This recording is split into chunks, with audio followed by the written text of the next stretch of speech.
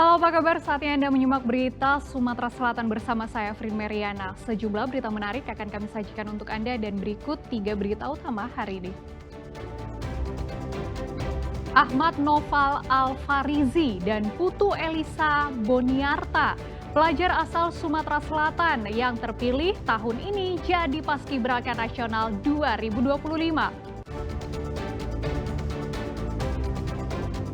Berbagai momen menarik di sidang tahunan MPR, DPR, dan DPD RI 2025, mulai dari Ketua DPR Puan Maharani bernyanyi hingga anggota DPR berjoget bersama.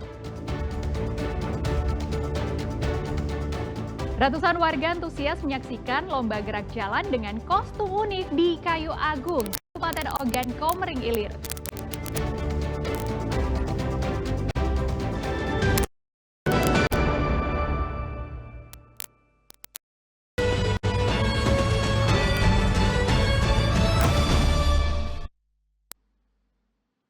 Pesona putra-putri daerah pada acara 17 Agustus di Istana Merdeka benar-benar memukau banyak penonton. Nah, kali ini saya ajak Anda berkenalan dengan putra-putri daerah asal Sumatera Selatan yang bergabung di Paskibraka Nasional 2025.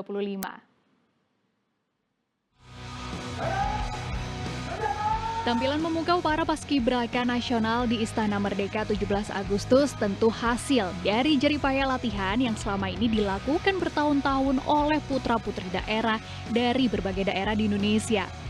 Ahmad Noval Alfarizi dan Putu Elisa Boniarta adalah dua putra-putri daerah asal Sumatera Selatan yang terpilih tahun ini jadi Paskibraka Nasional 2025.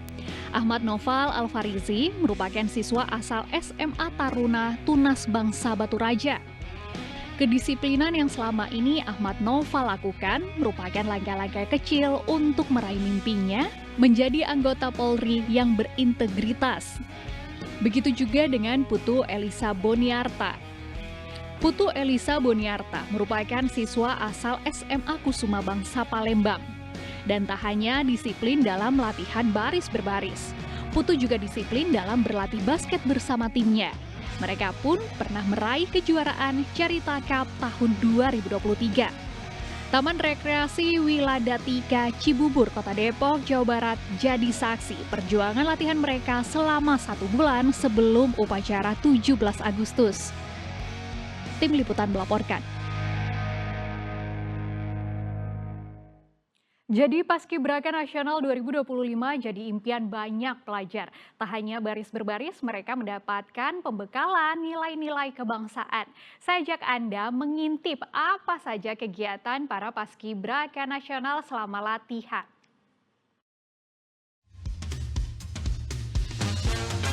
Sebanyak 76 pasukan pengibar bendera pusaka Paskibraka Nasional dari 38 provinsi Indonesia terpilih untuk melakukan upacara pada Hari Kemerdekaan ke-80 RI di Istana Merdeka, Jakarta Pusat pada 17 Agustus. Para calon paskibraka sudah berlatih sejak pertengahan Juli di Taman Rekreasi Wiladatika Cibubur, Kota Depok. Sebelum pelaksanaan upacara, mereka pindah ke Jakarta untuk memulai proses latihan di Istana Merdeka. Mereka dilatih baris berbaris, kedisiplinan waktu, ketahanan fisik, hingga penguatan mental. Tak hanya itu, mereka mendapatkan pembekalan nilai-nilai kebangsaan. Mereka dibina langsung oleh personel gabungan dari Komando Garnisun Tetap dan pasukan pengamanan Presiden. Kami bisa membawa sangsaka dengan hati yang siap. Tertarik juga jadi pasukan Paskibraka di tahun-tahun berikutnya? Persiapkan dari sekarang ya. Adalah harga diri bangsa. Rapat paripurna DPR RI digelar di Kompleks Parlemen Senayan, Jakarta dengan agenda pidato kenegaraan Presiden Prabowo Subianto mengenai rancangan undang-undang tentang anggaran pendapatan belanja negara tahun anggaran 2026 beserta nota keuangan. Ini merupakan momen perdana bagi Prabowo sejak menjabat sebagai presiden. Presiden Prabowo Subianto dan Wakil Presiden Gibran Rakabuming Raka Jumat siang tiba di ruang rapat paripurna di Gedung Parlemen Senayan, Jakarta untuk menyampaikan pidato kenegaraan pertama pada rapat paripurna DPR RI. Dalam pidatonya saat membuka rapat paripurna DPR RI, Ketua DPR Puan Maharani meminta izin kepada Presiden untuk menyampaikan teguran politik apabila kinerja pemerintah tak berjalan seperti yang diharapkan.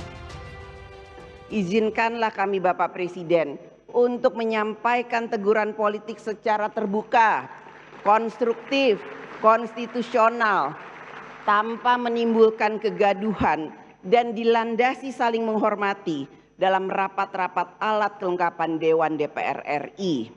Sehingga visi misi Bapak Presiden dalam Asta Cita dapat terlaksana dengan baik dalam mewujudkan kesejahteraan dan keadilan sosial. Puan juga mengingatkan kondisi dan situasi global yang tidak menentu mempengaruhi gerak perekonomian global. Untuk itu, pemerintah diminta menyusun rancangan undang-undang tentang anggaran pendapatan belanja negara tahun anggaran 2026 secara hati-hati.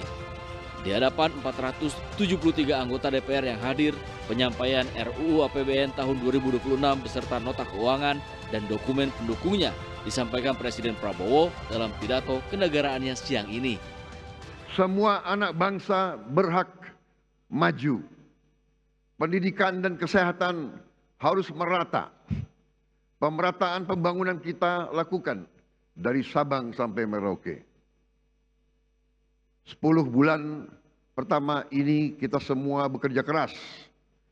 Bersatu padu mewujudkan cita-cita bangsa di tengah lingkungan global yang bergerak sangat dinamis, penuh ketidakpastian. Hadirnya pemerintah sudah nyata dirasakan sejak awal 2025. Pemerintah memangkas 145 regulasi penyaluran pupuk yang rumit. 145 peraturan kita pangkas. Hasilnya produksi beras meningkat. Stok beras di gudang pemerintah berada di atas 4 juta ton. Harga stabil, petani semakin sejahtera. Usai menyampaikan pidato kenegaraan, rapat paripurna ditutup dengan penandatanganan berita acara pertimbangan DPD RI atas RUU tentang APBN beserta nota keuangan oleh Ketua DPR, Presiden, serta Ketua DPD RI. Tim Liputan melaporkan.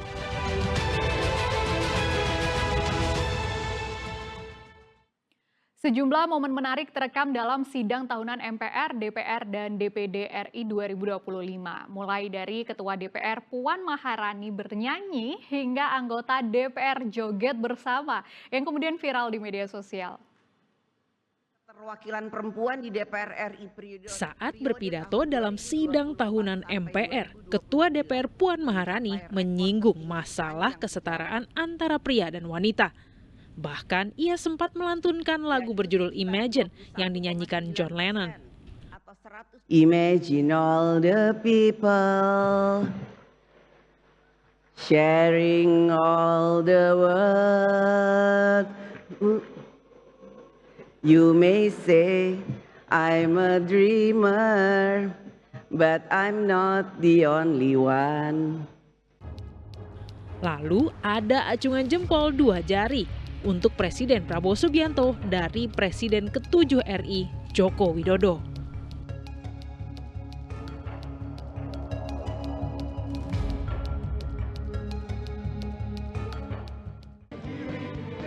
Dan tidak ketinggalan sejumlah anggota DPR yang kompak joget bersama.